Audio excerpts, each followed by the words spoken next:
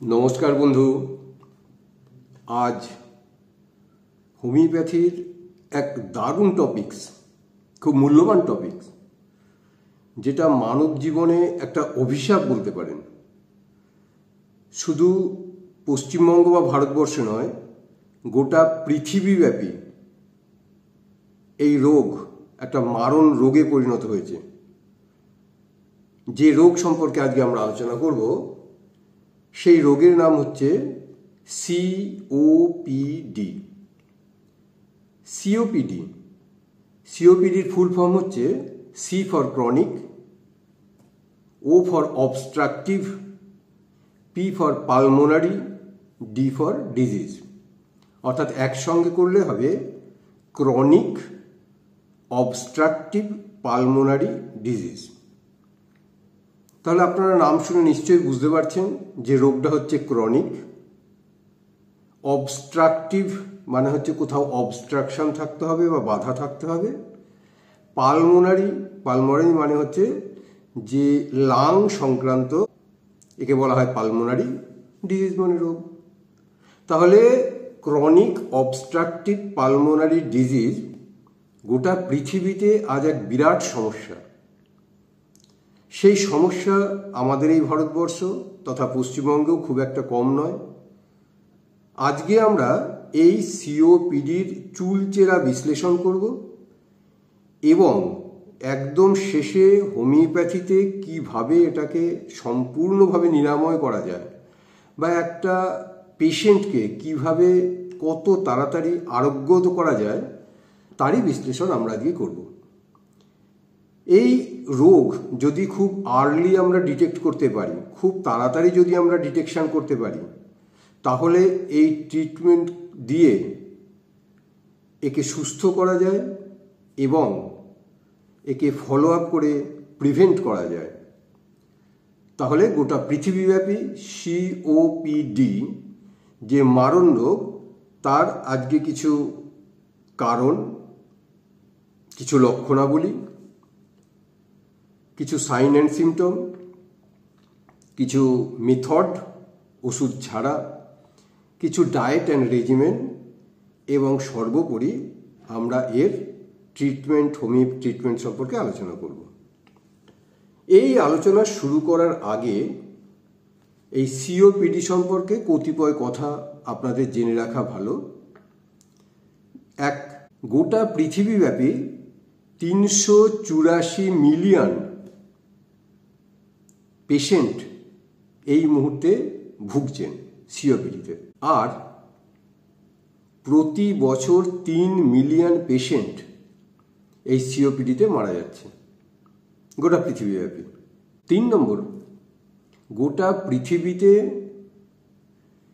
যত মৃত্যুর সংখ্যা আছে রোগজনিত কারণে, প্রথম মৃত্যু হচ্ছে হার্ট অ্যাটাক, হার্ট সংক্রান্ত। দ্বিতীয় ছিল সুগার সংক্রান্ত। তৃতীয় ছিল সিওপিডি। কিন্তু এই মুহূর্তে গোটা পৃথিবীর যা চিত্র, সেই চিত্রতে সুগারকে পেছনে ফেলে 2 নম্বর স্থান এসে দখল করেছে এই সিওপিডি। তাহলে গোটা পৃথিবীতে মৃত্যুর নিরিখে 1 নম্বরে আছে হার্ট অ্যাটাকের মৃত্যু, দ্বিতীয় মৃত্যু হচ্ছে সিওপিডির মৃত্যু। 4 নম্বর, যেসব দেশ আর্থিকভাবে দুর্বল, যেসব দেশ অনুন্নত, সেই সব দেশে এই সিওপিডির সংখ্যা কিন্তু মারাত্মকভাবে বেড়ে চলেছে। তাহলে এই যে 4খানা তথ্য আমরা পৃথিবীব্যাপী পেলাম, এরই নিরিখে আমরা দেখব যে কিভাবে সিওপিডি পেশেন্টকে আমরা ট্যাকেল করতে পারি। নেক্সট যে পয়েন্ট, সেটা হচ্ছে কজেস বা কারণ এবং তার রিস্ক ফ্যাক্টর। কি কি কারণ আছে আমরা সেই কারণগুলো জানব। দেখুন, যেহেতু এটা বলা হয়েছে যে লাং রিলেটেড, পালমোনারি রিলেটেড, তাহলে যাবতীয় কষ্টাবলী বা তার যে সিমটমগুলো আমরা দেখব, সেই সিমটমগুলো আমরা সবই দেখব, বা কারণ যেগুলো হবে সেই কারণগুলো সবই দেখব যে লাংকে রিলেটেড, ফুসফুসের যন্ত্রটাকে রিলেট করেই এই কষ্টগুলো দেখা দেবে। খুব মোটা কথায় যদি আমরা বলি যে কারণ কি, কারণ হচ্ছে যে যেসব ইরিটেন্টগুলো বা যেসব উত্তেজনা সৃষ্টিকারী বস্তুগুলো লাং বা লাংয়ের সংস্পর্শযুক্ত এয়ারের কাছাকাছি যদি আসে এবং সেই ইরিটেন্টের কাছে যদি আমরা দীর্ঘক্ষণ, দীর্ঘদিন, দীর্ঘ বছর যদি আমরা অবস্থান করি বা এক্সপোজ করি আমাদেরকে, তাহলে ওই ইরিটেন্টগুলো আমাদের ওই এক্সপোজারের ফলে লাং সংক্রান্ত সিওপিডি রোগ তৈরি করে। ঠিক আছে? তাহলে ইরিটেন্ট থাকতে হবে, কোনো অ্যালার্জেন নয়, কিন্তু ইরিটেন্ট। এই অ্যালার্জেন এবং ইরিটেন্টের ব্যাপারটা আমরা আগামী দিনে আরও পরিষ্কার করে বোঝাবো। অ্যালার্জেন তৈরি করে বা অ্যালার্জি তৈরি করে অ্যাজমা, আর ইরিটেন্ট তৈরি করে সিওপিডি। তাহলে আগামী কোনো ভিডিওতে আমরা অ্যাজমা এবং সিওপিডি সম্পর্কে বিস্তারিত ডিফারেন্স বা আলোচনা আমরা করব। এই সিওপিডি সাধারণত দুরকম হয়ে থাকে, একটা হচ্ছে এমফাইসিমা এবং দ্বিতীয়টা হচ্ছে ক্রনিক ব্রঙ্কাইটিস। এরও আবার পার্থক্য আছে, সেই পার্থক্যে আজকে আর আমরা যাচ্ছি না। শুধু একটু মোটাভাবে বলে রাখি যে এমফাইসিমা হচ্ছে রিলেটেড টু লাং স্যাক। আমার লাংয়ের মধ্যে যে স্যাকগুলো আছে, ছোট ছোট অ্যালভিওলাইগুলো আছে, সেই অ্যালভিওলাইগুলো পার্মানেন্টলি ড্যামেজ হয়ে যায় এবং লাংয়ে কিছু বুলি মানে হচ্ছে এক রকমের স্যাক, যে এয়ারকে না নিতে পারে না ছাড়তে পারে, অর্থাৎ এয়ারের সঙ্গে কোনো রকম ট্রান্সমিটই করতে পারে না, একে বলা হয় বুলি। এবং লাংয়ের মধ্যে যে অ্যালভিওলাইগুলো আছে, সেই অ্যালভিওলাইয়ের যে ছোট্ট ছোট্ট ক্ষুদ্র ক্ষুদ্র যে স্যাকগুলো আছে, সেই স্যাকগুলো ড্যামেজ হয়ে যায়, সেগুলো আর কোনো কাজ করে না, একে বলা হয় এমফাইসিমা। আর ক্রনিক ব্রঙ্কাইটিস কি? ক্রনিক ব্রঙ্কাইটিস হচ্ছে যে দীর্ঘ বছর, দীর্ঘদিন ইনফ্লামেশন থাকার ফলে লাঙে এবং লাঙের পাইপে যে ইনফ্লামেশন তৈরি হয় বা যে প্রদাহ তৈরি হয়, তার ফলে যে সাইন অ্যান্ড সিমটমগুলো তৈরি হয়, তাকে আমরা বলবো ক্রনিক ব্রঙ্কাইটিস। বুঝা গেছে? তাহলে এবার আসুন, আমরা আলোচনা করছিলাম যে কজেশন বা কারণ কি। দেখুন, মূলত দুটো কারণ হচ্ছে মুখ্য। 3 নম্বর আরও একটা কারণের কথা আমরা মাঝে সাঝে শুনতে পাই বা দেখতে পাই। তাহলে প্রথম যে কারণ সেটা হচ্ছে স্মোকিং বা ধূমপান। সিগারেট, বিড়ি, গাঁজা, এই 3 জিনিস হচ্ছে সিওপিডির মুখ্য কারণ। পৃথিবীতে যত সিওপিডির পেশেন্ট আছে, প্রতি 100 জনের মধ্যে 85 থেকে 90 জন পেশেন্ট তৈরি হয়েছে এই ক্রনিক স্মোকিংয়ের জন্য। ক্রনিক স্মোকিং দীর্ঘদিন ধরে নেওয়ার ফলে ওই সিগারেটের যে টক্সিন, লক্ষ লক্ষ টক্সিন আমাদের লাংয়ের মধ্যে যে স্টোর হতে শুরু করে, তার ফলে দীর্ঘমেয়াদী সময় সাপেক্ষে মানুষের সিওপিডি ডেভেলপ করে। সাধারণত দেখা গেছে যে 30 থেকে 40 বছরের পর এই সিওপিডির প্রাদুর্ভাব দেখা যায়। এর আগে আর্লি স্টেজে সিগারেট, বিড়ি তারা খেলেও আর্লি স্টেজে 30-40 বছরের আগে সিওপিডি সাধারণত ডেভেলপ করে না, যার জন্য পেশেন্টরা নির্বিবাদে, ভয়হীনভাবে, দ্ব্যর্থভাবে সিগারেট, বিড়ি এবং গাঁজা খেতে শুরু করে। কিন্তু যখন 30 এবং 40 বছরের মোটামুটি বয়স হতে শুরু করে, সেই সময় সিওপিডির লক্ষণাবলী প্রকাশ পায়। তাহলে কী কী লক্ষণাবলী প্রকাশ পায় সেগুলো আমরা যখন সাইন অ্যান্ড সিমটম পড়ব সেখানে আমরা জেনে নেব। তাহলে মূলত বোঝাতে পেরেছি যে সিগারেট স্মোকিং বা বিড়ি স্মোকিং বা গাঁজা স্মোকিং এই সিওপিডির কিন্তু প্রথম কারণ। এ ব্যাপারে একটা কথা আমাদের মাথায় রাখতে হবে যে আপনি যদি প্রত্যক্ষ স্মোকার হন, অর্থাৎ সোজাসুজি যদি আপনি সিগারেট, বিড়ি খান, তাহলে তো আপনি আক্রান্ত হবেনই হবেন। কিন্তু যারা প্যাসিভ স্মোকার বা সেকেন্ডারি স্মোকার, অর্থাৎ সেই স্মোকিংয়ের কাছাকাছি জোনে পাশাপাশি যদি কেউ থাকে, তাদেরকে কিন্তু আমরা প্যাসিভ স্মোকার বলি। সেই স্মোকাররাও কিন্তু সিওপিডির শিকারে পরিণত হতে পারে। সুতরাং যারা সোজাসুজি প্রত্যক্ষভাবে সিগারেট বা ধূম্রপান করেন না, তারা কিন্তু খুব সতর্ক থাকবেন। তারা কিন্তু পাশাপাশি সিগারেট, বিড়ি যারা খান, তাদের পাশাপাশি বা কাছাকাছি থাকারও চেষ্টা করবেন না। তাহলেও কিন্তু আপনাদের সিগারেট, বিড়ি না খাওয়া সত্ত্বেও পরোক্ষ ধোঁয়াগুলো এসে বা টক্সিনগুলো এসে আপনার সিওপিডির মতন ক্রনিক মারাত্মক লাইলাজ বিমারি আপনাকে কিন্তু তৈরি করতে পারে। বোঝা গেছে? এবার আসুন সেকেন্ড যে ফ্যাক্টর বা সেকেন্ড যে কজ হচ্ছে পলিউশন, মেনলি এয়ার পলিউশন, অর্থাৎ বাতাস দূষিত হওয়ার ফলে সেই দূষিত বাতাস যদি আমরা দীর্ঘদিন ধরে ইনহেল করতে থাকি তাহলে সেই দূষিত বাতাস সোজাসুজি আমাদের লাঙে গিয়ে পৌঁছায়, ট্রাকিয়ার মাধ্যমে লাঙে গিয়ে পৌঁছায় এবং সিওপিডির মতন মারণ রোগ তৈরি করে। ঠিক আছে? তাহলে কি আছে তার মধ্যে একটা তো আমরা বলেই দিলাম আগে যে প্যাসিভ স্মোকার যারা স্মোকিং করে সেই ধোঁয়া যদি আপনার কাছে আসে তাহলে আপনার হতে পারে আপনি কোনো কেমিক্যাল ফ্যাক্টরিতে কাজ করেন, সেই কেমিক্যাল ফ্যাক্টরি থেকে যে পলিউট্যান্ট তৈরি হয়, এয়ার যে দূষিত হয়, সেই কেমিক্যাল ফ্যাক্টরির দূষিত বায়ু দীর্ঘদিন আপনার নাকের মধ্য দিয়ে লাঙে পৌঁছায়, সেখান থেকে আপনি ক্রনিক সিওপিডির পেশেন্টে পরিণত হতে পারেন। আর কি আছে?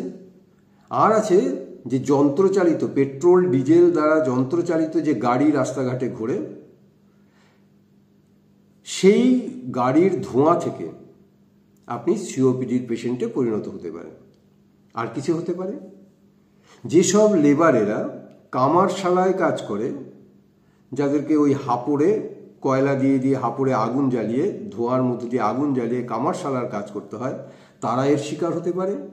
সর্বোপরি গ্রামেগঞ্জে যে মহিলারা বা যে পুরুষেরা কাঠ লতা পাতা দিয়ে রান্নাবান্না করেন, একটা সময় পর দেখা যায় যে সেই সব মহিলারা, পুরুষেরা খুব কমই থাকে, রান্নাবান্নার কাজে পুরুষেরা খুব একটা থাকে না গ্রামেগঞ্জে, পাতা দিয়ে কাঠ দিয়ে ভিজে জিনিস দিয়ে, তাহলে যেসব মহিলারা গ্রামেগঞ্জে কাঠ লতা পাতা ভিজে কাঠ ইত্যাদি দিয়ে রান্নাবান্না করেন মাটির চুলায়, ধোঁয়াহীন চুলা নয় কিন্তু মাটির চুলোয়, যেখানে ধোঁয়া তৈরি হয় প্রচুর পরিমাণে, সেই উনুনের ধোঁয়া থেকে কিন্তু আপনার সিওপিডি হতে পারে।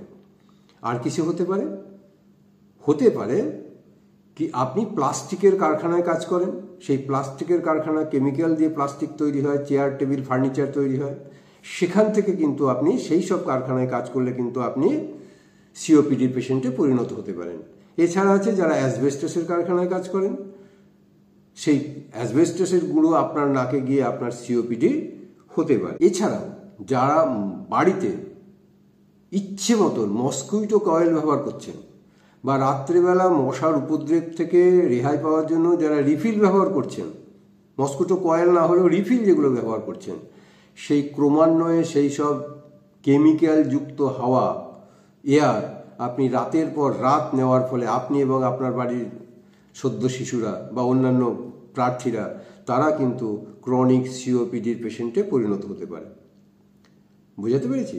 আপনারা বুঝতে পারছেন ব্যাপারটা, যে কত ব্রড টার্মে সিওপিডি হওয়ার সম্ভাবনা আমাদের কাছে রয়ে গেছে, যার জন্য গোটা পৃথিবীতে এই পৃথিবীতে মৃত্যুর দ্বিতীয় নম্বর যে কারণ সেটা হচ্ছে সিওপিডি। এছাড়া স্মোক আছে, কলকারখানা থেকে ধোঁয়া, ফিউমস আছে, ঠিক আছে না, ডাস্ট আছে, এই সবগুলোই কিন্তু সিওপিডির একটা করে বড় কারণ। এবার আসা যাক 3 নম্বর কারণ, যদিও সেটা খুব রেয়ার। প্রতি 100 জন সিওপিডির পেশেন্টের মধ্যে 1%, বড়জোর 2%, 1 থেকে 2% রুগী এর দ্বারা আক্রান্ত হয়ে সিওপিডির পেশেন্টে পরিণত হয়। সেটা হচ্ছে জেনেটিক ফ্যাক্টর, সেটা হচ্ছে alpha-1 অ্যান্টিট্রিপসিন। কি বললাম? জেনেটিক ফ্যাক্টর, তার নাম হচ্ছে alpha-1 অ্যান্টিট্রিপসিন। কি এটা এক ধরনের প্রোটিন, যে প্রোটিনটা লাঙে একটা কাভারিংয়ের কাজ করে, লাঙের উপরে একটা আচ্ছাদনের কাজ করে এই প্রোটিনের স্তরটা।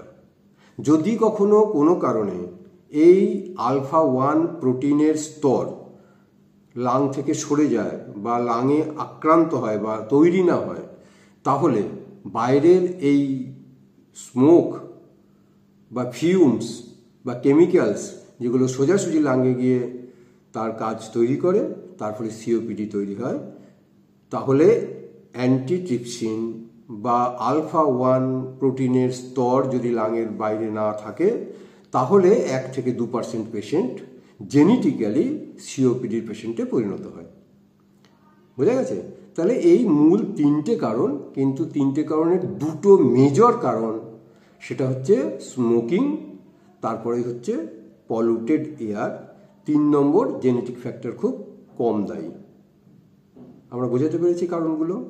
হ্যাঁ, আসুন এবার কিছু সিমটম, কিছু লক্ষণাবলীগুলো আমরা একটু জেনে নিই। কী করে বুঝবো যে আমি সিওপিডির পেশেন্টে পরিণত হচ্ছি বা সিওপিডির দিকে এগিয়ে যাচ্ছি? তাহলে আমাদের কিছু সাইন অ্যান্ড সিমটমকে দেখতে হবে, কিছু লক্ষণাবলীকে চিনতে হবে। তো এই লক্ষণাবলীকে জানার জন্য আমরা সাধারণত 4 ভাগে এগুলোকে ভাগ করে থাকি। কেউ কেউ আবার ABCD বলেও ব্যাখ্যা করে থাকেন। জেনারেলি আমরা যেগুলোকে বলি সেটা হচ্ছে যে 4 স্টেজেস, 4টি স্টেজ। সেটা হচ্ছে প্রথম যেটাকে বলি সেটা হচ্ছে প্রাইমারি স্টেজ বা ইনিশিয়াল স্টেজ, প্রথম স্তর।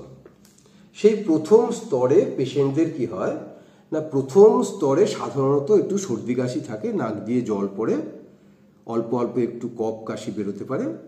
পেশেন্ট সাধারণত এটাকে ফ্লু বা ইনফ্লুয়েঞ্জা বলে ভেবে থাকে, খুব একটা গুরুত্ব দেয় না, বুঝতে পারে না যে এর এন্ড রেজাল্ট সিওপিডি হতে পারে।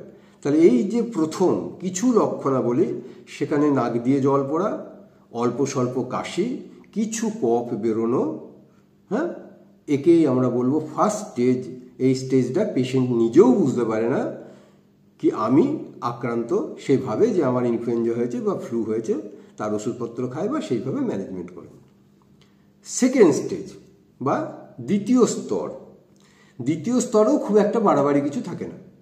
দ্বিতীয় স্তর বা স্টেজ 2টাও কম বেশি 1 নম্বর স্টেজের মতনই, তবে কিছু এক্সাগারেটেড থাকে, কিছু বৃদ্ধি পায়। সেটা কিছু বৃদ্ধি পায়, কফ কাশিটা কিছু বৃদ্ধি পায়, নাক দিয়ে জল পড়াটা বৃদ্ধি পায়। এই স্তরে এসে এক্সপেক্টোরেশন বা কফ বেরোনোর মাত্রা সামান্য একটু বেড়ে যায়। শ্বাসকষ্ট অল্প স্বল্প খুব মাইনিউটলি দেখা যায়। পেশেন্ট একটা আনইজি বোধ করে, কিন্তু বলতে পারে না বা বোঝাতে পারে না যে আবার কী হয়েছে, ভাবে আমার সর্দি কাশি হয়েছে, কিন্তু সে ফিল করে যে আমার একটা কিছু কঠিন কিছু হতে যাচ্ছে। এটা হচ্ছে সেকেন্ড স্টেজ। থার্ড স্টেজ, যেটাকে আমরা বলি সিভিয়ার স্টেজ, এই সিভিয়ার স্টেজে কিন্তু সিওপিডি মোটামুটি একটা ভালো কঠিন জায়গা দখল করে নেয়। এই সময় যেটা প্রথম দেখা যায় যে সেটা হচ্ছে অল্প হাঁটাচলা, অল্প সিঁড়ি দিয়ে ওঠা, অল্প সাইক্লিং করা, অল্প দৌড়ানো বা একটু জোরে জোরে হেঁটে কাজকর্ম করা। এই সব কাজগুলো করলেই কিন্তু পেশেন্ট খুব শ্বাসকষ্টে ভুগতে থাকে, যেটাকে আমরা বলি শর্টনেস অফ ব্রিদিং। হ্যাঁ, খুব জোরে নিঃশ্বাস নিতে পারে না, ডিপ ব্রিদিং নিতে পারে না, খুব জোরে বেশি করে এয়ার লাঙে নিতে পারে না, খুব ঘন ঘন ঘন ঘন ছোটো ছোটো ছোটো ছোটো করে ব্রিদিং নিতে শুরু করে। হ্যাঁ, যেহেতু পুরো এয়ারটা যায় না, তাই বারবার বারবার ওকে নিঃশ্বাস নিতে হয়, একে আমরা বলি শর্ট ব্রিদিং। এই স্টেজে পেশেন্ট বুকে বেশ চাপ চাপ বোধ অনুভব করে, বেশ বুকটা যেন প্রেসিং চেস্ট, বুকটা যেন কিছু দিয়ে চেপে ধরছে, বুকে একটা হালকা ব্যথা অনুভব করে। কাশি হয় খুব ঘন ঘন, রিপিটেড কাপিং। এক কাশি ছেড়ে দিচ্ছে তো পরের কাশি আবার চলে আসছে, একটা কাশি হ্যাঁ তার এপিসোড ছাড়ছে তো সেকেন্ড কাপ আবার স্টার্ট হয়ে যাচ্ছে, রিপিটেড কাফ শুরু হয়ে যায়। এবং এই রিপিটেড কাফের সঙ্গে বেলগাম বা মিউকাস বা ফ্লেগমস এগুলো কিন্তু প্রচুর পরিমাণে বেরোতে শুরু করে। প্রচুর প্রোডাক্টিভ এক্সপেক্টোরেশন বা কফ বা ফ্লেগম বা আমরা বেলগাম বলি হিন্দিতে, এগুলো কিন্তু প্রচুর পরিমাণে তৈরি হয়ে যায়। শর্ট ব্রিদিং শুরু হয়ে যায়, ডিপ ব্রিদিং নিতে পারে না, পেশেন্ট খুব দুর্বল বোধ করে। পেশেন্ট এই স্টেজে এসে খুব দুর্বল বোধ করে। তার কারণ কি? কারণ পর্যাপ্ত পরিমাণে যেহেতু এয়ার নিতে পারে না, তাই পর্যাপ্ত পরিমাণে অক্সিজেন ব্লাডে যায় না, আর পর্যাপ্ত পরিমাণে অক্সিজেন যায় না জন্য সমস্ত কোষগুলো অক্সিজেনের অভাবে ভুগতে থাকে। তাই এই স্টেজে এসে পেশেন্ট খুব দুর্বল অনুভব করে। এই সিভিয়ার স্টেজে বা স্টেজ 3তে পেশেন্টের অ্যাঙ্কেলগুলো, পায়ের গোড়ালি যে তাকে আমরা অ্যাঙ্কেল বলি, এই অ্যাঙ্কেলগুলো ফুলে ফুলে ওঠে। এটা কিন্তু সিওপিডির থার্ড স্টেজের ঘটনা। আর কি হয়? খুব ঘন ঘন ঠান্ডা লাগার প্রবণতা থাকে, খুব ঘন ঘন ঠান্ডা লেগে যায়। আর যদি ঠান্ডা লেগে যায় তাহলে কোনো মতেই সেই ঠান্ডা সারতে চায় না। এটা কিন্তু থার্ড স্টেজ বা সিভিয়ার স্টেজের একটা অনেক বড় লক্ষণ। ঠিক আছে? আর খুব ক্লান্তি অনুভব করে। এর সঙ্গে বুকে একটা হুইজিং বা সাঁই সাঁই করে শব্দ দেখা দিতে পারে। এটা হচ্ছে থার্ড স্টেজের সিমটমস। এরপরে শেষ যে স্টেজ আছে সেটা হচ্ছে স্টেজ 4 বা ভেরি সিভিয়ার স্টেজ। এই স্টেজে 3 নম্বর বা সিভিয়ার স্টেজে যাগুলো আছে সেগুলো সব বৃদ্ধি পায়। আগে তো তবুও হাঁটাচলা করলে কষ্ট হতো, স্টেজ 3-তে একটু জোরে জোরে হাঁটলে কষ্ট হতো, ঘরের মধ্যে ইনডোরে আউটডোরে কষ্টগুলো হতো। এখন কিন্তু যদি বিশ্রামে থাকে, কোনো নড়াচড়া করছে না, বিশ্রামে আছে, তাতেও সে কষ্ট অনুভব করছে। সামান্য হাত পা নাড়ালে, এমনকি সে নিজে হাত দিয়ে জলটুকুন অবধি খেতে পারে না, কষ্ট শুরু হয়ে যায়। এখান থেকে বাথরুমে যাবে, সেই বাথরুমটুকুনেও হেঁটে যেতে পারে না, তার এতটাই শ্বাসকষ্ট শুরু হয়ে যায়। সে চেষ্টা করে এখানেই বসে থাকবো, আমি বাথরুমে অবধি যাবো না। এতটা অল্প মুভমেন্টে, স্লাইট মুভমেন্ট অ্যাগ্রাভেশন, সামান্য নড়াচড়া করলেই শ্বাসকষ্ট বেড়ে যায়। তারপরে প্রচুর পরিমাণে কফের মাত্রা আরও যেন বেড়ে যায়। Shortness of breathing, deep breathing নিতেই পারে না, দুর্বলতা সিভিয়ার হয়ে যায়। গায়ের রং, অক্সিজেনের অভাবে গায়ের রং পেল হতে শুরু করে, গায়ের রং বিবর্ণ হতে শুরু করে, নীলচে হয়ে যেতে শুরু করে। অক্সিজেনের অভাবে রক্ত নীল হয়ে যায়, তাই না? সেরকম নীলচে গায়ের রং হতে শুরু করে। এই স্টেজে কিন্তু হার্ট ফেল করা বা লাং ফেল হওয়ার সম্ভাবনা প্রবল থাকে। এই যে স্টেজটা, 4th স্টেজে, পেশেন্টের যে কোনো মুহূর্তে হার্ট ফেল হয়ে যেতে পারে বা যে কোনো মুহূর্তে তার লাং কোলাপস হয়ে যেতে পারে, লাং ফেল হতে পারে। তাহলে কি করা যেতে পারে? যদি আমরা শুরু থেকে খুব পুঙ্খানুপুঙ্খভাবে প্র্যাকটিস অফ মেডিসিনের জ্ঞানকে রেখে যদি আর্লি ডিটেকশন করতে পারি। ডিটেকশন করার উপায় কি আছে? জেনারেলি 2টো পদ্ধতির মধ্যে দিয়ে আমরা ডিটেক্ট করতে পারি বা আমরা ল্যাবরেটরি ইনভেস্টিগেশনও এটাকে বলতে পারি। সেটা হচ্ছে স্পাইরোমেট্রি বলে একটা পদ্ধতি আছে। স্পাইরোমেট্রি একটা বেলুনের মতন জিনিস, সেটা দিয়ে আমরা বুঝতে পারি যে লাঙে অক্সিজেনের ক্যাপাসিটি কত আছে, সে কতটা অক্সিজেন নিতে পারছে, কতটা অক্সিজেন এক্সপেল করতে পারছে, কতটা লাঙে থেকে যাচ্ছে। এইসব খুঁটিনাটি বিষয়গুলো আমরা জানতে পারি, বা এমফাইসিমা হয়েছে কিনা এগুলোকে আমরা জানতে পারি স্পাইরোমেট্রির দ্বারা। এছাড়া একটা আমরা রুটিন এক্সামিনেশন, সেটা হচ্ছে এক্সরে করতে পারি চেস্টের। সেই রুটিন এক্সরে করে আমরা দেখে নিতে পারি যে লাঙে কোনো কফ কাশি সর্দি কাশি আছে কিনা। কেমন? কিন্তু এই রুটিন টেস্ট সিওপিডির জন্য কিন্তু মোটেই বিশ্বাসযোগ্য বা একমাত্র পরীক্ষা নিরীক্ষা নয়। ঠিক আছে?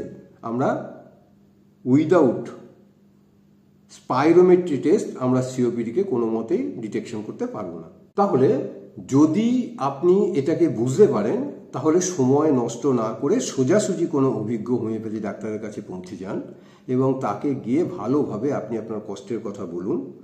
তিনি আপনার এই কষ্টগুলো শুনে, কী কী কষ্ট উনি শুনবেন বা কী কী কষ্ট আপনি বলবেন, বলতেই হবে আপনাকে যেহেতু সে কষ্টগুলো চলছে, সেটা হচ্ছে শর্টনেস অফ ব্রিদিং।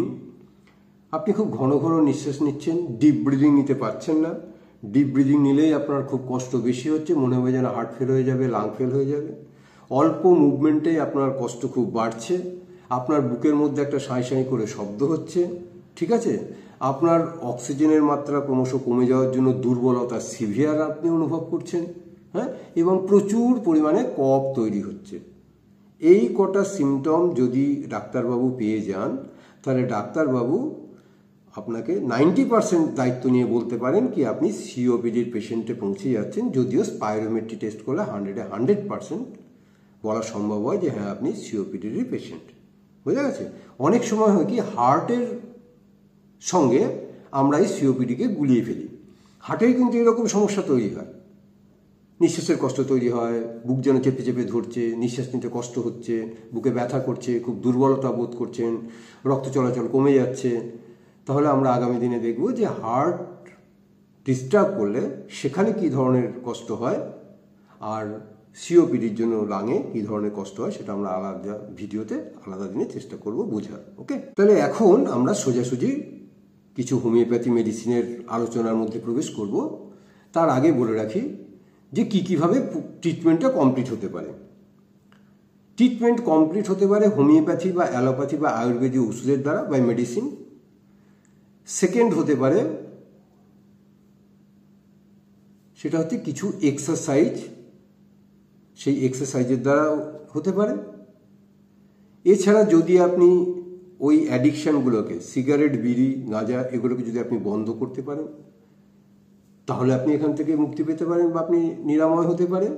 এছাড়া যে পলিউটেন্ট আছে, এয়ার পলিউটেন্টের যে সোর্সগুলো আছে, সেই সোর্সগুলো থেকে যদি আপনি নিজেকে সরিয়ে নিতে পারেন, তাহলে কিন্তু আপনি সুস্থ হতে পারেন। ঠিক আছে, চলুন এবার আমরা কিছু প্রথাগত হোমিওপ্যাথি ওষুধের কথা বলবো। প্রথম যে ওষুধের কথা বলবো তার নাম হচ্ছে অ্যান্টিম টার্ট। খুব সুন্দর ওষুধ, সিওপিডির এক মারাত্মক ওষুধ অ্যান্টিম টার্ট। কী করে চিনবেন? কারণ আমরা জানি যে রোগ লক্ষণের সঙ্গে ওষুধের লক্ষণ মেলাতে না পারলে হোমিওপ্যাথি ওষুধে কাজ হয় না। তো অ্যান্টিম টার্টের প্রথম যে লক্ষণটা আপনি দেখবেন সেটা হচ্ছে coated tongue, white coated tongue, জিভটা সাদা। সঙ্গে কি দেখবেন? র্যাটলিং ইন চেস্ট, ঘর করা শব্দ, গলায় বা বুকে একটা ঘরে শব্দ। ঠিক আছে, সাধারণত লাইং ডাউন অ্যাগ্রাভেশন, পেশেন্ট শুতেই পারে না, শুলেই পেশেন্টের কষ্ট বেড়ে যায়, তাহলে লাইং ডাউন অ্যাগ্রাভেশন।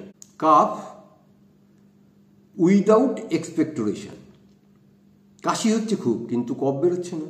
আবার এমনও আছে প্রচণ্ড কাফ, প্রফিউজ এক্সপেক্টোরেশন, প্রচুর মিউকাস বেরোচ্ছে, মিউকাস ফেলে দিলেন সঙ্গে সঙ্গে আবার নতুন করে মিউকাস তৈরি হয়ে যাচ্ছে। ঠিক আছে, তাহলে যেমন শর্টনেস অফ এক্সপেক্টোরেশন আছে, তেমনি প্রফিউজ এক্সপেক্টোরেশন বা মিউকাস বেরোনো কিন্তু অ্যান্টিম টার্টের একটা গাইডিং সিমটম। খুব মজার একটা পিকুলিয়ার সিমটম আছে, সেটা হচ্ছে অ্যান্টিম টার্টের patient extra craving for apples. Antim টার্টের পেশেন্টের কিন্তু আপেলের প্রতি ভীষণ ফ্যাসিনেশন আছে, ভীষণ পছন্দ করে, ক্রেভিং যাকে আমরা বলি, শুধু পছন্দ না, একদম মানে বলবো নেশাগ্রস্তর মতন আপেল সে এতটাই পছন্দ করে। এছাড়া অ্যান্টিম টার্টের পেশেন্টদের ওই যখন এক্সাগারেশন চলে, যখন কষ্টের পিরিয়ড চলে, তখন আগেই বলেছিলাম যে মুখটা বিবর্ণ হয়ে যায়, ঘেমে যায়, ঠিক আছে, খুব ক্লান্ত অনুভব করে। হ্যাঁ, এই কটা সিমটম যদি আপনি পান তাহলে আপনি অ্যান্টিম টার্ট প্রয়োগ করবেন। এবার অ্যান্টিম টার্ট প্রয়োগের পর যে ওষুধ সিলেকশন হবে তার পোটেন্সি এবং রিপিটেশন এর দায়িত্ব আপনার কাছেই দেওয়া আছে। আপনি পেশেন্টের অবস্থা বুঝে সাধারণত 200 থেকে শুরু করবেন।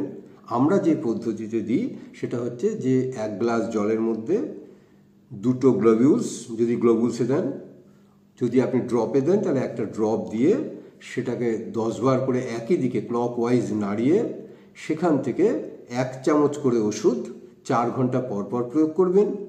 অথবা যদি দেখেন যে তার শ্বাসকষ্ট মারাত্মক, সেক্ষেত্রে আপনি আধ ঘন্টা 40 মিনিট 1 ঘন্টা অন্তর অন্তরও প্রয়োগ করতে পারেন। এই দক্ষতা বা এই কর্মকুশলতা আপনার অভিজ্ঞতার উপরে নির্ভর করবে। দেখবেন যে পেশেন্ট ধীরে ধীরে ধীরে ধীরে আস্তে আস্তে রিকভারির দিকে পৌঁছে যাচ্ছে। বুঝা গেছে? সেকেন্ড যে ওষুধের কথা বলবো সেটা হচ্ছে ব্রায়োনিয়া আলবা। ব্রায়োনিয়া আলবা, আমরা ব্রায়োনিয়ার পেশেন্টকে সবাই চিনি। ব্রায়োনিয়ার প্রথম যে 2টো গাইডিং সিমটম হচ্ছে যে all the mucous membranes are dry, সমস্ত মিউকাস মেমব্রেনগুলো একদম শুষ্ক। ব্রায়োনিয়ার পেশেন্টের প্রচণ্ড জল তৃষ্ণা থাকে, প্রচণ্ড জল তৃষ্ণা, takes large quantity of water in long interval, drinks large quantity of water long interval. Third কি আছে? ব্রায়োনিয়ার পেশেন্টের স্লাইটেস্ট মোশন, সামান্য মোশনেই কিন্তু অ্যাগ্রাভেশন, একটু নড়াচড়া করলেই ব্রায়োনিয়ার পেশেন্টের কষ্ট বাড়ে, রেস্টে অ্যামোডারেশন। ব্রায়োনিয়ার পেশেন্টের যখন কাশি হয় তখন সে বুকে প্রচণ্ড ব্যথা অনুভব করে, যার জন্য কাশির সময় সে বুক চেপে কাশতে শুরু করে। অথবা শুধু বুক নয়, কখনো কখনো মাথা ব্যথা শুরু হতে পারে কাশির সময়, কখনো কখনো পেটে ব্যথা হতে পারে কাশির সময়, কখনো কখনো কোমরেও ব্যথা হতে পারে কাশির সময়। তাহলে যখনই পেশেন্ট কাশতে শুরু করবে তখন বুকে, পেটে, মাথায় অথবা কোমরে ব্যথা শুরু হতে পারে।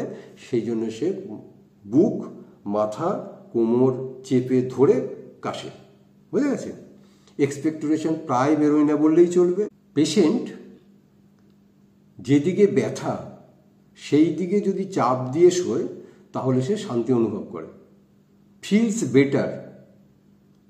যেদিকে ওর ব্যথা ইন পেনফুল সাইড, যেদিকে ব্যথা সেই দিকে যদি চাপ দিয়ে শোয় তাহলে পেশেন্ট খুব ভালো বোধ করে, জিভগুলো খুব শুষ্ক থাকে, পায়খানা খুব কঠিন বা কোষ্ঠকাঠিন্য থাকে।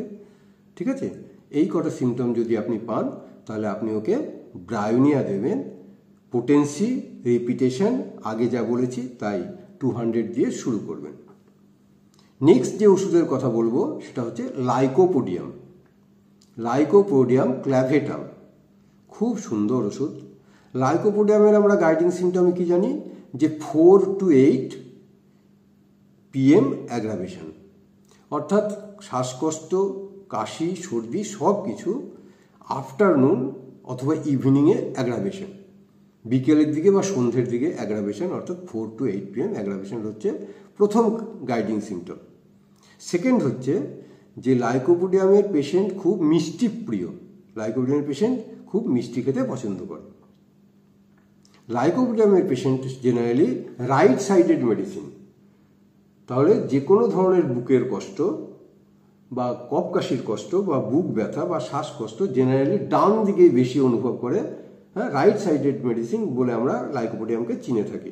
তাহলে এখানেও কিন্তু চেস্ট পেন বা অন্যান্য ধরনের কষ্টগুলো ডান দিকে সে বেশি অনুভব করবে। লাইকোপোডিয়ামের পেশেন্ট মাঝরাতে ঘুম ভেঙে যায় খিদের জন্য, মাঝরাতে খেয়ে শুয়েছে, মাঝরাতে ঘুম ভেঙে গেছে, প্রচণ্ড খিদে অনুভব করছে, এটা কিন্তু লাইকোপোডিয়ামের একটা পিকুলিয়ার সিমটম। লাইকোপোডিয়ামের পেশেন্টের dry face, dry tongue, shortness of breathing, deep inspiration aggravation, এগুলো কিন্তু লাইকোপোডিয়ামের মধ্যে পরিলক্ষিত হয়। লাইকোপোডিয়ামের পেশেন্টের কাশি সঙ্গে ব্লটেড অ্যাবডোমেন, পেট ফুলে যায়, একটা গ্যাসের প্রবলেম থাকে, লাইকোপোডিয়ামের খুব মার্কিং পয়েন্ট। কিন্তু কাশির ফলে যে কফ তৈরি হয় সেটা হচ্ছে গ্রে, ইয়েলো, ব্লাডি, থিক, টেনিসিয়াস। কেমন? তাহলে এটা রক্তের মতো রং হতে পারে, ধূসর কালার হতে পারে, হলদে কালার হতে পারে, এক্সপেক্টোরেশন খুব ঘন। এই কটা সিমটম যদি আপনি পান তাহলে আপনি ওই পেশেন্টকে লাইকোপোডিয়াম দিতে পারেন। লাইকোপোডিয়াম খুব ডিপ অ্যাক্টিং মেডিসিন, খুব ঘন ঘন রিপিট করার প্রয়োজন হয় না। আপনি লাইকোপোডিয়াম 200 দিয়ে আপনি অপেক্ষা করুন এবং পারিপার্শ্বিক যে জিনিসগুলো আছে ম্যানেজমেন্ট সেগুলোকে করতে শুরু করুন। নেক্সট যে ওষুধের কথা বলবো সেটা হচ্ছে আর্সেনিকাম অ্যালবাম। আর্সেনিক পিকুলিয়ার ওষুধ। আর্সেনিক ফিজিক্যাল অ্যান্ড মেন্টাল দুটোতেই রেস্টলেসনেস, তবে ফিজিক্যাল রেস্টলেসনেসের চেয়ে মেন্টাল রেস্টলেসনেস হচ্ছে বেশি। মনের দিক দিয়ে অস্থিরতা খুব বেশি, ফিজিক্যাল রেস্টলেসনেস কম। ঠিক আছে, আর্সেনিকের পেশেন্টের শরীরে একটা জ্বালা পোড়া ভাব থাকে, অর্থাৎ কফ কাশি হয়, বুকে কাশি দেয়, হ্যাঁ, তখন তার ভিতরে বুকে অথবা গলায় জ্বালা অনুভব করে। ঠিক আছে, আর্সেনিকের পেশেন্টের মিড নাইট অ্যাগ্রাভেশন, রাত্রিবেলা কষ্ট বাড়ে, জেনারেলি 12টা থেকে 2টো দুপুরবেলা অথবা 12টা থেকে 2টো রাত্রিবেলা, এই সময়টায় তার অ্যাগ্রাভেশনের পিরিয়ড। আর্সেনিকের পেশেন্টের খুব শীত কাতুরে, আর্সেনিকের পেশেন্ট অল্প অল্প জল পান করে, জল তৃষ্ণা আছে কিন্তু খুব অল্প অল্প জল পান করে। আর্সেনিকের পেশেন্ট কিন্তু চিলি পেশেন্ট। আর্সেনিকের পেশেন্ট আর্লি মর্নিংয়ে অ্যাগ্রাভেশন হয়। আর্সেনিকের পেশেন্টের লাইং ডাউন অ্যাগ্রাভেশন হয়, শুতে গেলে কষ্ট। এমন হয় যে আর্সেনিকের পেশেন্ট শুতে ভয় পায় এতটাই কি আমি শুলেই আমার সাফোকেশন হবে, শ্বাসকষ্ট হয়ে যাবে, আমার দম বন্ধ হয়ে যাবে, আমি মরেই যাব। যার জন্যে পেশেন্ট এত শ্বাসকষ্ট হয় জন্যে সাফোকেশনের ভয়ে পেশেন্ট সারা রাত ধরে বসে থাকে, সারা দিন ধরে বসে থাকে, শুতেই চায় না, কারণ শুলেই তার কষ্ট বাড়ে। এটা কিন্তু খুব পিকুলিয়ার আর্সেনিকের সিমটম। এছাড়া হুইজিং চেস্ট, সাই সাই করে শব্দ, এবং টাইটনেস অফ চেস্ট, বুক যেন একদম পাথরের মতন চেপে বসে আছে, এটাও কিন্তু আর্সেনিকের একটা বড় লক্ষণ। আজকে শেষ যে ওষুধের কথা বলবো সেই শেষ ওষুধের নাম হচ্ছে সালফার। আজকে যে 5টা ওষুধের কথা আমি বলছি না, এই 5টা প্রচুর ওষুধ আছে, কিন্তু হাজার হাজার ওষুধ আছে, কিন্তু এই 5টা হচ্ছে ধন্বন্তরী ওষুধ, তাই না? এই অ্যান্টিমটার্ট, ব্রায়োনিয়া, আর্সেনিক, লাইকোপোডিয়াম, সালফার, এই 5খানা ওষুধকে যদি ভালোভাবে রপ্ত করতে পারেন, অনেক সিওপিডির পেশেন্টকে কিন্তু আপনি রক্ষা করতে পারবেন। তাহলে আসুন শেষ যে মেডিসিন সেটা হচ্ছে সালফারের কথাই বলি। সালফারের পেশেন্টের নাইট অ্যাগ্রাভেশন, সাধারণত রাত্রে কষ্ট বাড়ে। Cough aggravation after sleep, cough with chest pain, expectoration scanty. Standing is the worst position of sulfur patient. সালফারের পেশেন্ট কোনো মতেই দাঁড়াতে চায় না, সামান্য দাঁড়ানোতে সমস্ত কষ্টগুলো বাড়তে শুরু করে। কেমন এরকম যদি পান, সালফারের কথা ভাববেন। আর হচ্ছে যে যখন কোনো ক্রনিক কেসে নানান ওষুধ প্রয়োগের পরেও সেগুলোকে ম্যানেজ করা যাচ্ছে না বা কমানো যাচ্ছে না, সেক্ষেত্রে আমরা সালফারের কথা একবার ভেবে থাকি। কেমন কোনো ওষুধে যখন কাজ হয় না, তখন আমরা একবার তাকে সালফার দিয়ে থাকি। সাধারণত সকালের দিকে কষ্ট বাড়ে, নাইটে কষ্ট বাড়ে, ইয়েলো থিক এক্সপেক্টোরেশন, কেমন খুব নোংরা থাকতে চায়, মিষ্টি প্রিয়, মাছ প্রিয়। এই কটা জিনিস যদি আপনি মেলাতে পারেন, তাহলে আপনি তাকে সালফার দিতে পারেন। মনে রাখবেন যে সালফার খুব ঘন ঘন না দেওয়াই ভালো, খুব ঘন ঘন রিপিটেশনের প্রয়োজন নেই। তাহলে এই যে কটা কথা, এই কটা কথা আমরা মনে রাখবো। শেষ যে জিনিসটা দিয়ে আজকে আমি এই টপিকসকে শেষ করব, সেটা হচ্ছে যে ওষুধপত্র ম্যানেজমেন্ট সব করলেন, কিন্তু যদি খাওয়া দাওয়ার ব্যাপারে যদি আপনি নজর না রাখেন, তাহলে কিন্তু সম্ভাব্য রেজাল্ট আপনি পাবেন না। তাই আসুন তাড়াতাড়ি কিছু ডায়েট অ্যান্ড রেজিমেন্ট, কি খাবেন আর কি খাবেন না, সে কটা কথা একটু তাড়াতাড়ি বলে নিই। আপনি কোনো রকম ফুলকপি, বাঁধাকপি, ব্রোকলি খাবেন না, যেগুলো গ্যাস তৈরি হয়, বুঝতে পেরেছি। আপনি দুধের কোনো প্রোডাক্ট খাবেন না, দুধের প্রোডাক্ট খেলে সর্দি কাশির প্রবণতা বেড়ে যায়, যাকে আমরা ডেয়ারি প্রোডাক্ট বলি। আপনি কখনো অ্যালকোহল কনজিউম করবেন না, অ্যালকোহল কনজিউম করলে আপনার ক্যালোরি বেড়ে যাবে, সেক্ষেত্রে আপনার কষ্ট হবে। আপনি সল্টি কোনো ফুড খাবেন না, সল্টি ফুড খেলে আপনার বডিতে ওয়াটার রিটেনশন বেড়ে যাবে, জল ধারণের ক্ষমতা বেড়ে যাবে, শ্বাসকষ্ট ডেভেলপ করবে, লাঙে জল জমতে পারে। হ্যাঁ, সল্টি প্রোডাক্ট কী আছে, যেমন ধরুন চিপস, বিভিন্ন ধরনের চিপস আছে, বিভিন্ন রকমের টিনের কৌটায় মাংস বা মাছ সিজন করা রাখা আছে, ঠিক আছে না, অথবা ডাইরেক্ট সল্ট রান্নার মধ্যে দিয়ে আপনি খাবেন না। কিছু ডাল, আপেল এবং মেলন, এগুলো আপনি খাবেন না, এগুলো খেলে আপনার কষ্ট বাড়বে। এছাড়া ক্যাফিন জাতীয় কোনো প্রোডাক্ট আপনি নেবেন না, ঠিক আছে। তাহলে কি কি নেবেন, কি খেলে ভালো থাকবে?